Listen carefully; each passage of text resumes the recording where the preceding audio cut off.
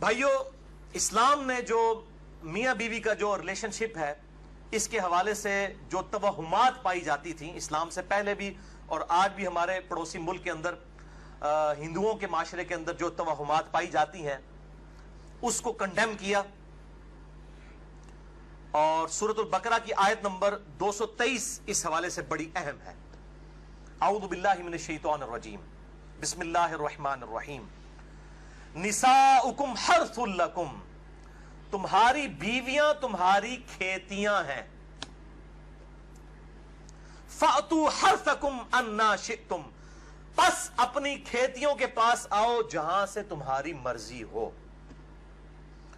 یعنی اپنی بیویوں کے ساتھ تعلق قائم کرو، خواہ آگے سے خواہ پیچھے سے، لیکن ہونا اس جگہ پہ چاہیے کہ جو کھیتی کا مقام ہے. کھیتی کیا ہوتی ہے؟ جہاں پر آپ دانہ بوئیں گے تو وہاں سے درخت نکلے گا، اور ظاہر ہے کہ وہ عورت کا مقام آگے کا مقام ہے جس کو ہم عربی کے اندر قبل کہتے ہیں. چاہے آگے سے ہو چاہے پیچھے سے، لیکن صحبت کا مقام وہی ہوگا. اس کھیتی کی طرف آؤ، یعنی وہاں پر بیج بو، اللہ تعالیٰ تمہیں اولاد دے گا. اس کانٹیکس میں ایک حدیث ہے اسی آیت کے، آپ سمجھ لیں تفصیل کے اندر، بخاری اور مسلم دونوں میں موجود ہے. صحیح بخاری میں 4528، صحیح مسلم میں 3535 اور مشکات میں 3183، کہ یہودیوں کا یہ عقیدہ تھا کہ اگر کوئی شخص اپنی بیوی کے ساتھ پچھلی سائیڈ سے صحبت کرے، یعنی صحبت تو صحیح جگہ پر کرے لیکن بیک سائیڈ سے، تو اس کی اولاد بھینگی پیدا ہوگی. تو اسلام نے اس کو کنڈیم کرتے ہوئے یہ آیت نازل فرمائی. اللہ تعالیٰ نے نساؤکم حرث لکم فأتوا حرثکم انا شئتم، تمہاری بیویاں تمہاری کھیتیاں ہیں، چاہے آگے سے آؤ چاہے پیچھے سے آؤ، لیکن مقام جو ہے وہی قبل ہوگا. دبر میں حرام ہے، اور وہی چیز ہے جسے ہم اینل سیکس بھی کہتے ہیں، یا لواطت کا لفظ بھی استعمال کیا جاتا ہے لیکن اس کو بعض لوگ برا سمجھتے ہیں، یعنی قوم لوط کا فعل اینل سیکس. یہ بھائیوں حرام ہے. اب میں اس پہ بھی تھوڑی گفتگو کروں گا. یہ میں جتنی باتیں کر رہا ہوں، میرے سے جو لوگ واقف ہیں شروع سے ان کو پتا ہے کہ میں اپنی طبیعت پہ جبر کر کے یہ ساری باتیں ریکارڈ کروا رہا ہوں. یعنی میری عام گفتگو اس طریقے سے نہیں ہوتی کسی کے ساتھ، لیکن اب یہ مسئلہ ہے کہ یہ چیزیں ریکارڈنگ میں آئیں تاکہ ہمارے نوجوانوں تک حق بات پہنچے. بھائیوں، بیویوں کے ساتھ مکمل طور پر جنسی تعلق، سیکچول ریلیشن شپ، اس کی اجازت ہے سوائے قوم لوط کے عمل کے، جسے اینل سیکس کہتے ہیں، یعنی دبر کے اندر صحبت کرنا. اس حوالے سے بڑی وعیدیں آئی ہیں. نکاح نہیں ٹوٹے گا. یہ جو پبلک کے اندر مشہور ہے نا کہ نکاح ٹوٹ جاتا ہے، نکاح نہیں ٹوٹے گا. حرام فعل ہے. توبہ کریں، اللہ تعالیٰ سے مغفرت کریں اور اپنے معاملات کو مستقبل کے لیے سیدھا کر لیں. نکاح نہیں ٹوٹے گا. توبہ سے معاملہ جو ہے ریزالو ہو جائے گا. اور بیوی پر اس حوالے سے کوئی اطاعت واجب نہیں ہے. اب اکثر لوگ جو ہیں وہ رابطہ کرتے ہیں اس حوالے سے، مطلب کئی عورتیں ہیں ان کی مائیں رابطہ مجھ سے کر لیتی ہیں فون کے اوپر کہ جی اس طریقے سے لوگ جو ہیں وہ مطلب مجبور کرتے ہیں ہماری بیٹیوں کو اسی اینل سیکس کے اوپر، اور ہم طلاق لے لیں یا اس طرح کے معاملات، اور وہ پھر جھانسا دیتے ہیں جی کہ خاوند کی چونکہ اطاعت واجب ہے اس لیے جو ہے وہ بیویوں کو چاہیے کہ وہ حکم مانے. بھئی خاوند کی جو اطاعت ہے وہ اللہ تعالیٰ کی باؤنڈریز کے اندر اندر ہے. جہاں پر وہ اللہ اور اس کے رسول عز و جل و صلی اللہ علیہ وآلہ وسلم کی حدوں کو پھلانگیں گے پھر کوئی اطاعت نہیں ہے. یعنی اگر کوئی خاوند اپنی بیوی کو کہتا ہے کہ بے پردہ پھرو، کوئی اطاعت نہیں ہے. کوئی بیوی اپنے خاوند کو کہتی ہے کہ داڑھی مڑا دے، کوئی اطاعت نہیں ہے. یا کوئی خاوند کہتا ہے جی مجھے لمبے ناخن بڑے پسند ہیں تو میری بیوی لمبے ناخن رکھے. صحیح مسلم میں حدیث ہے کہ 40 دن تک کی آپ صلی اللہ علیہ وسلم نے حد مقرر فرمائی ہے، اس کے اندر ضرور ناخن کاٹ لینے. یہ بھی ذوالحجہ کے دن چل رہے ہیں اور یہ میرے ناخن بڑے ہوئے ہیں تو مجھے بڑی کوفت ہو رہی ہے. ظاہر ہے وہ اب ایک شریعت کو فالو کرنا ہے. قربانی کے بعد یہ مونچھیں میری کافی بڑھ گئی ہیں تو مجھے بڑی فیل ہو رہی ہیں، اور مجھے نہیں سمجھ آتی اتنے لمبے لمبے ناخن رکھنا. پھر انہی ہاتھوں کے ساتھ استنجا بھی کرنا ہوتا ہے، اور پھر پاکیزگی کا کس طریقے سے اہتمام ہو سکتا ہے؟ پھر انہی ہاتھوں کے ساتھ روٹی بھی کھانی ہوتی ہے. بڑا مشکل کام ہے، لیکن یہ فتنہ عام ہوا ہوا ہے. اور اسی طریقے سے یہ خواہ مخواہ جو ہے یہ آئی بروز کا چکر ہے جی، خامند کو خوش کرنے کے لیے کر رہے ہیں. بھائی خامند کو خوش کرنے کے لیے آپ نے شریعت کی حدیں تو نہیں توڑنی.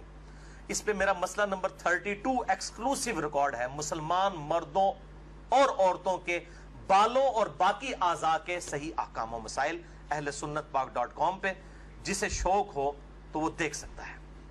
قوم لوط کا عمل ہے، خواہ وہ مرد کا مرد کے ساتھ ہو، خواہ وہ مرد کا اپنی بیوی کے ساتھ ہو، اینل سیکس جسے کہا جاتا ہے انگلش میں، اس کانٹیکسٹ میں یہ بڑی اہم ترین احادیث ہیں۔ اس میں ساتھ ساتھ کچھ مسائل بھی ہیں جو آج کے دور کے مسائل ہیں، میں ساتھ ساتھ بتاتا چلا جاؤں گا۔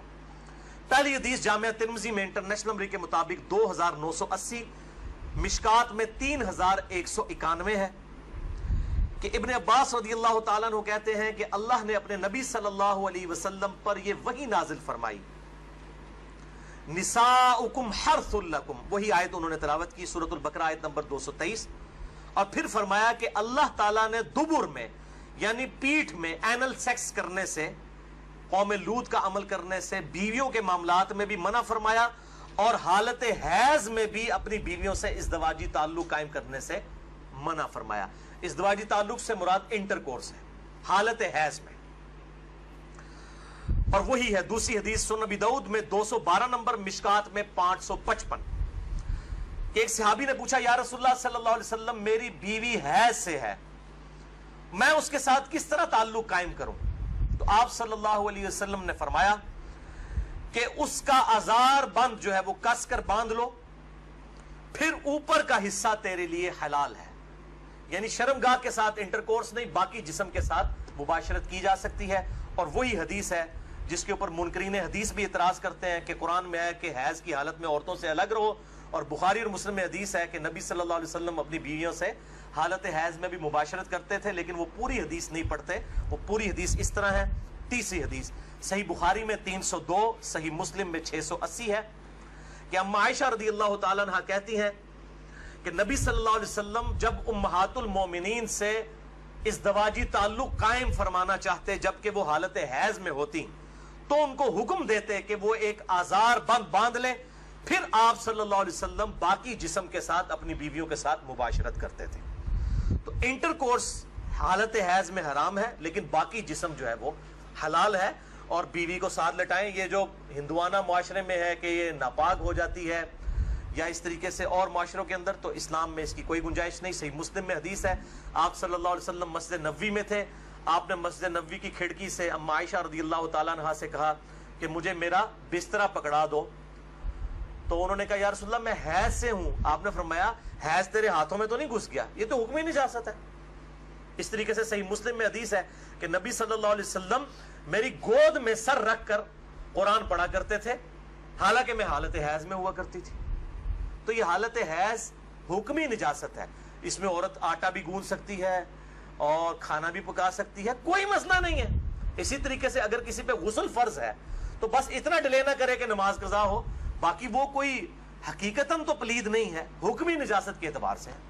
بخاری اور مسلم کی متفق علیہ حدیث ہے، حضرت ابو ہریرہ کہتے ہیں مجھ پہ غسل فرض تھا، نائٹ فال احتلام کی وجہ سے میں جا رہا تھا، آپ صلی اللہ علیہ وسلم راستے میں ملے اور آپ صلی اللہ علیہ وسلم مجھ سے گفتگو فرمانے لگے، میں چپکے سے کھسکا جا کے غسل کر کے واپس آیا۔ آپ نے فرمایا ابو ہریرہ کہاں گئے تھے؟ کہ یا رسول اللہ میں ناپاک تھا تو غسل کرنے گیا۔ آپ نے فرمایا مومن کبھی ناپاک نہیں ہوتا، یہ حکمی نجاست ہے، حقیقتاً تو نہیں۔ حکمی یہ ہے کہ شریعت کے پوائنٹ آف ویو سے نماز پڑھنے کے اعتبار سے انسان جو ہے وہ اس کے لیے غسل ضروری ہے۔ اب جس شخص کا وضو نہیں ہے وہ ناپاک تو نہیں ہے، لیکن نماز پڑھنے کے اعتبار سے ناپاک ہے، نماز کے لیے اسے وضو کرنا پڑے گا۔ اس کو کہتے ہیں حکمی نجاست، حقیقی نجاست الگ ہے، حکمی الگ۔ اس میں میں نے بڑی ڈیٹیل سے لیکچر دے دیا ہے، مسئلہ نمبر 42، عورتوں کے حیض و نفاس کے مسائل، وضو، غسل، استنجا، بڑی ڈیٹیل کے ساتھ تقریباً 2.25 گھنٹے کی گفتگو ہے اہل سنت پاک.com پہ۔ چوتھی حدیث جامعہ ترمذی میں 135، سنن ابن ماجہ میں 639، مشکات میں بھی موجود ہے 551 نمبر، کہ آپ صلی اللہ علیہ وسلم نے فرمایا، 3 چیزیں فرمائی۔ نمبر 1، جس شخص نے حیض والی عورت سے انٹرکورس کیا، ازدواجی تعلق قائم کیا۔ نمبر 2، جس نے کسی عورت کے ساتھ قوم لوط والا عمل یعنی اینل سیکس کیا۔ اور نمبر 3، جس نے کسی کاہن کے پاس جا کے کوئی بات مستقبل کی پوچھنے کی کوشش کی۔ جن لوگوں نے یہ 3 کام کیے آپ صلی اللہ علیہ وسلم نے فرمایا تو اس شخص نے محمد صلی اللہ علیہ وسلم پر نازل شدہ شریعت کا کفر کر دیا، انکار کر دیا، اگر وہ یہ تین کام کرتا ہے۔ یہ کفر وہ والا نہیں ہے کفر کے اسلام سے نکل جائے گا، یہ کفر عربی والا ہے، یعنی انکار، گویا کہ اس نے شریعت کا پریکٹیکلی انکار کر دیا۔ بولے اعوذ باللہ تعالی۔ پانچویں حدیث سنن ابن ماجہ میں 1924، مشکات میں 3192، کہ آپ صلی اللہ علیہ وسلم نے فرمایا بے شک اللہ تعالیٰ حق کہنے میں شرم محسوس نہیں کرتا، تم عورتوں کی پیٹھ میں مباشرت مت کرو، ان کے ساتھ انٹرکورس اینل سیکس والا مت کرو۔ چھٹی حدیث سنن ابی داؤد میں 2162 اور مشکات میں 3193، کہ آپ صلی اللہ علیہ وسلم نے فرمایا جو شخص اپنی بیوی کے ساتھ قوم لوط والا عمل کرے اللہ کے ہاں وہ ملعون ہے، اللہ کی لعنت ہے اس پر، وہ اللہ کی رحمت سے دور ہے۔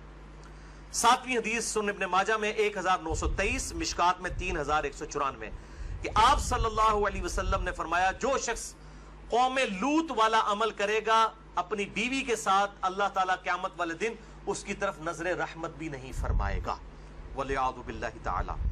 اور آٹھویں حدیث جامعہ ترمذی میں 1165، مشکات میں 3195، کہ اللہ تعالیٰ اس پر نظر رحمت نہیں فرمائے گا جو کسی مرد کے ساتھ یا کسی عورت کے ساتھ قوم لوط والا عمل کرے، اینل سیکس کرے، وَلِعَاذُ بِاللَّهِ تَعَالَى۔